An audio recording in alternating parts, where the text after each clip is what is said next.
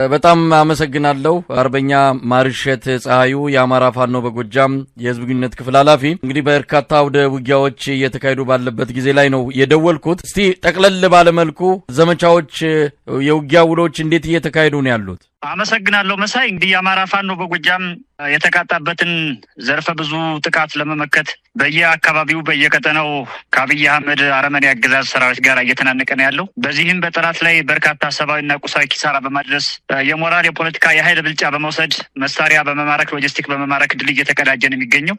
በዛሬው ዕለትም እንግዲህ የአማራ ፋኖ በጎጃም በሁለት ከተሞች በባህር ዳርና በደብረ ማርቆስ በሰራው ልዩ ኦፕሬሽን የተሳካ የሚባል ኦፕሬሽን በመፈጸም መሳሪያ ምርኮ አድርጓል። በዚህም የንጉሥ ተክለ ሃይማኖት ብርጌድ በዛሬው ዕለት እና የጅበላ ሙተራ ብርጌድ በዛሬው ዕለት ባደረጉት ኦፕሬሽን ደብረ ማርቆስ ከተማ ላይ በሚገኝ የጠላት ኃይል ላይ ያነጣጠረ ጥቃት ፈጽመው ክላሽንኮቮችን ከመሃል ከተማ በመማረክ ጠላትን በመደምሰስ የተሳካ ግዳጅ ፈጽመዋል። በባህር ዳር ከተማ እንግዲህ ተመስገን ጥሩነህና ረጋ ከበደ ይገኛሉ በተባለበት ቅጽበት ተቀጣጣይ ፈንጅ በመጠቀም አጃቢዎቻቸውን በመምታት በእርግጥ ኦፕሬሽኑ ተመስገን ጥሩነህን ታርጌት ያደረገ ቢሆንም እሱ ማምለጥ ቢችልም አጃቢዎቹን ጥቃት በማድረግ አጃቢዎቹ ላይ በመደምሰስ የተሳካ ኦፕሬሽን ባህር ዳር ላይ በዛሬው ዕለት አከናውነናል። በአጠቃላይ የአማራ ፋኖ በጎጃም በየቀኑ የታቀደ የተደራጀ መስመር ያለው ድርጅታዊ ተግባርን ከማከናወን ባለፈ በጠላት ላይ የተጠና ስራ በመስራት ድልን እየተቀዳጀ ያለበት ሁኔታ ነው ያለው። እንደው አርበኛ ማርሸት እነዚህ ሁለቱ ኦፕሬሽኖች በተለይ በባህር ዳርና በደብረ ማርቆስ የተካሄዱት አንደኛው በእርግጥ የከፍተኛ መንግስት አመራሮች ላይ ያተኮረ ነው። የደብረ ማርቆስም እንደዚሁ በአገዛዙ የጸጥታ መዋቅር ላይ ዓላማ ያደረገ እንደሆነ ነው የተረዳ ነው። እስቲ የተገኙት ውጤቶች ምን እንደምታላቸው ምንስ መልእክት አስተላልፈዋል? አሁን እስከዛሬ የእንግዲህ እኛ ዓለም አቀፍ የጦር ሕግ ጠበቅን ብለን በተለይ ኮምባተንትና ነን ኮምባተንት የሚባለውን ፕላትፎርም ለይተን በማወቅ ያልታጠቀን ኃይል ላለማጥቃት ነበረ ከፍተኛ ጥረት ስናደርግ የኖር ነው። አሁን ግን ከታጠቀው ኃይል በላይ የኮማንድ ፖስት አመራር ሆነው ራሳቸው ሱፋቸውን አውልቀው የደረትና ክላሽንኮቭ ይዘው ጠላትን ፊት ለፊት እየመሩ በመገኘታቸው የወረዳ የዞን የክልል አመራሮች ራሳቸው የጠላት ሰራዊት በጀት የሚበጅቱ መንገድ የሚመሩ ሆነው በመገኘታቸው አሁን የጥቃታችን ኢላማ አድርገናቸዋል። በዚህም በየወረዳውና በየአካባቢው የተሳካ ኦፕሬሽን በመስራት እነዚህን ሰዎች ማጥመድ ችለናል። በዛሬው ዕለት በደብረ ማርቆስና በባህር ዳር ከተማ ያከናወናቸው ስውር ኦፕሬሽኖች የብልጽግናን ካድሪ ሙሉ በሙሉ ያሽከማቀቀ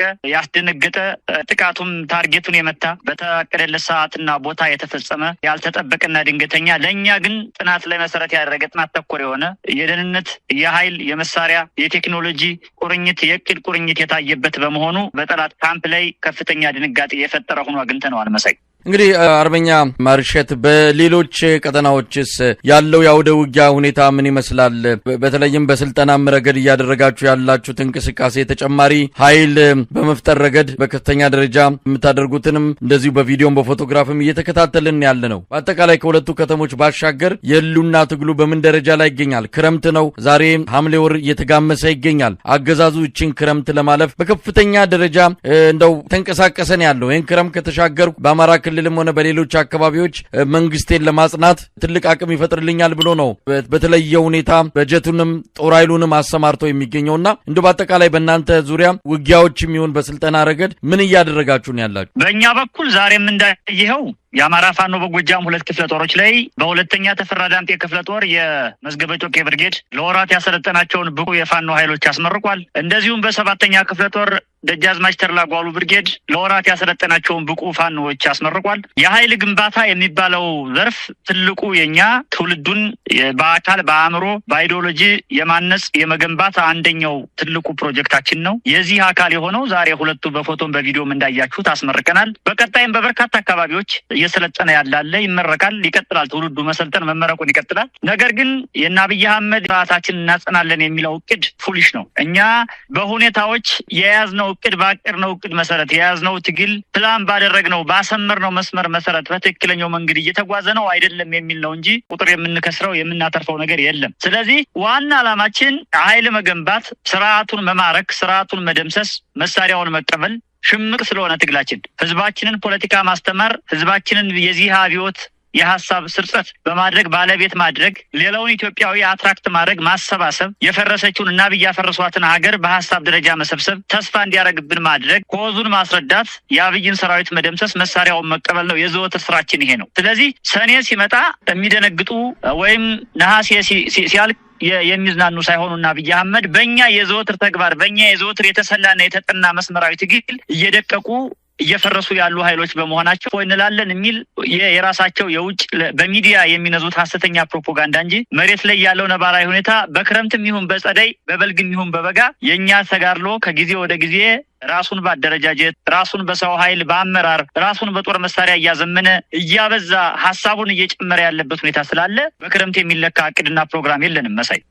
አርበኛ ማርሸት ምናልባት በአገዛዙ በኩል ያሉትን ሁኔታዎች ነው። ሰሞኑን የኦሮሞ ነጻነት ሰራዊት ከ40 በላይ የኦሮሚያ እንደዚሁም የፌዴራል ባለስልጣናትን ነው ስማቸው አልተጠቀሰም ማገቱን ተከትሎ የኦሮሚያ ክልላዊ መንግስት በእጁ የሚገኙትን የፖለቲካ እስረኞችን እየለቀቀ ይገኛል። ካገታቸው 20ዎቹን የለቀቀው የኦሮሞ ነጻነት ሰራዊት 278 የፖለቲካ እስረኞች እንዲለቀቁ አድርጓል። ቀሪዎቹን 20ዎቹን ለመልቀቅ ደግሞ ተጨማሪ ከፍተኛ ቁጥር ያለው የፖለቲካ እንዲለቀቅ ጫና እየፈጠረበት ነው። በእጅ ጥምዘዛ የሽመልስ አብዲሳን ክልላዊ መንግስት ከፍተኛ ስጋት የፈጠረበት ኃይል ሆኗል የኦሮሞ ነጻነት ሰራዊት። ዛሬም ሽመልስ አብዲሳ በጨፌ ኦሮሚያ ምክር ቤት እንደተናገረው ከሆነ 99 ኪሎ ሜትር ሄደን ከ100 ኪሎ ሜትር ማለት ነው 99ን ሄደንም ቢሆን የኦሮሞ ነጻነት ሰራዊትን ስለ ሰላም ጠይቀዋለን አብሮን እንዲሰራ ብለው ትልቅ የመሸነፍ ስሜት ባለበት ሁኔታ ነው ንግግር ያደረገውና እንዲህ አይነቱ ነገር አገዛዙን እጅ ጠምዝዞ በተለይም ደግሞ የአማራ ፖለቲከኞች በአሁን ሰዓት በግፍ እየተሰቃዩ ያሉትን በአዲስ አበባ በቃሊቲ በሌሎች አካባቢዎችም እነሱን ለማስለቀቅ የሚያስችል እንደ ኦሮሞ ነጻነት ሰራዊት አይነት የፖለቲካ ጫና ወታደራዊ እርምጃዎች ያስፈልጋሉ የሚሉ ሰዎች አሁን ድምጻቸው ጎልቶ እየተሰማ ነው። በእርግጥ እናንተም ስራችሁን እየሰራችሁ ነው። ነገር ግን ይሄ ለእናንተ ምን መልእክት አለው? የኦሮሞ ነጻነት ሰራዊት እየወሰደው ያለው እርምጃ እኛ ገና ቢወቱን ስንጀምር በ3 ቀን ውስጥ እኮ ነው አማራ ክልል ያሉ እስር ቤቶችን ሙሉ በሙሉ አብይ አህመድ ያገቱትን አማራ እኮ ሙሉ በሙሉ ያስለቀቅነው እኮ ጦርነት በጀመርን በ3ኛ ቀናችን ነው። እና አዲስ አይደለም ይሄ። ሲቀጥልኛ እያካሄድን ያለነው አብዮት ነው የምንለው አንድም ባዴናዊነትና ጸረ አማራነት ከቡድንና ከድርጅታዊነት አልፎ እሳቤ ስለሆነ ይሄን እሳቤ የተሸከመ መደብ ማህበረሰብ ስላለ ይሄን እሳቤ የተሸከመ ቡድን ስላለ ይሄን እሳቤ ጀምረን እየጠረግን ስላለን የዚህ እሳቤ ባለቤቶች በታንክ ውስጥ ተደብቀው በባንክ ውስጥ ተደብቀው ዱቄት እየሰፈሩ ለሚያታግሉት ሰራዊት ለሚባለው ኃይል እየገበሩ እስካሉ ድረስ ዚህን የማስወገድ ስራው በመስመራዊ ትግል ስልት ተጠናክሮ ይቀጥላል እንጂ እኛ እስር ቤት ማስለቀቅ ምናልባት አሁን ያለው አማራ የመጨረሻው ስርዓታዊ ታሳሪ ስርዓታዊ ታጋሽ ታፋኝ ነው ብለን እናስባለን። በአዋሽ አርባ በቃሊቲ በቅሊንጦ በአዲስ አበባ በሌሎችም የሀገሪቱ ማጎሪያ ቤቶች ያሉ የአማራ ወገኖቻችን ስርዓታዊ በሆነ መንገድ በማንነታቸው የመጨረሻ የሆኑ ታሳሪዎች ናቸው። ለዚህም ነው የምንታገለው። ስለዚህ እነዚህን ሰዎች ደግሞ ነጻ የምናወጣው 3 እና 13 2 ገጽ ወረቀት አንብቦ የማያውቅ የባዴን ካድሬ በማገዝ ሳይሆን እነዚህን ካድሬዎች ከነግብረ አበሮቻቸው ይሄን ሐሳብ የተሸከሙ ሚሊዮን ብልጽግናዊ ካድሬዎችን ጠርገን ከሀገሪቱ ማጽዳት ስንችል ነው ብለን እናምናለን። እና እየተወጣነው ያለነው ትልቁ ተግባር ይሄ ነው። የተሸከምነው ትልቁ ኃላፊነት ይሄ ነው። ይሄን ጸረ አማራነትን ጠርገን በአብዮት ካስወገድን በኋላ እስር ቤቶች ሌሎች ማጎሪያ ቤቶች የሚሞሉት በመጨረሻ ምን መልእክት አላችሁ? እንግዲህ የትብብሩ የአንድነቱም ሁኔታ በጥያቄ እየተነሳ ቀጥሏል። አሁንም በፋኖች መሃል አንድነት ከሌለ